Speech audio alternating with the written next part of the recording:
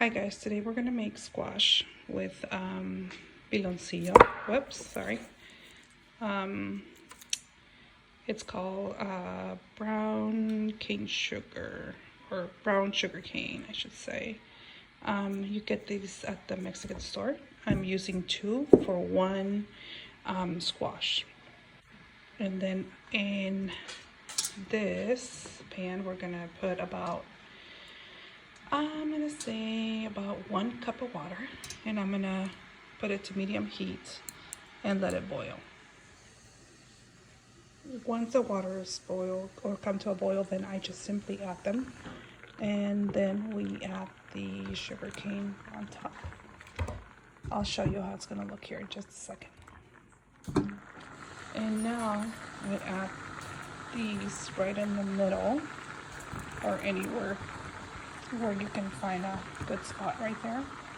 And then I cover it and I let it cook for about, on medium heat, for about until the squash becomes soft, maybe about 30 minutes or so.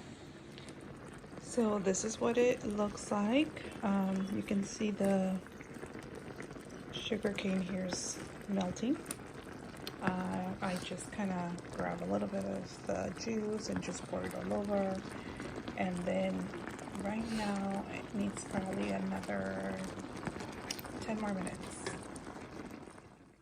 Okay, this is the finished product. Smells so good. And then I eat this with a glass of milk on the side. So serve it on a plate. Put some of the sauce on top, and then you can have it with a glass of milk. Enjoy. So this is the finished product right here, and this is how I serve mine, and then I have a glass of milk with that. Let's taste it. It's really hot. Let's see here.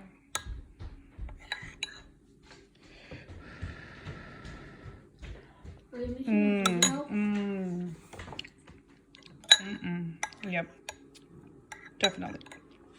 Try it at home. You are gonna love it.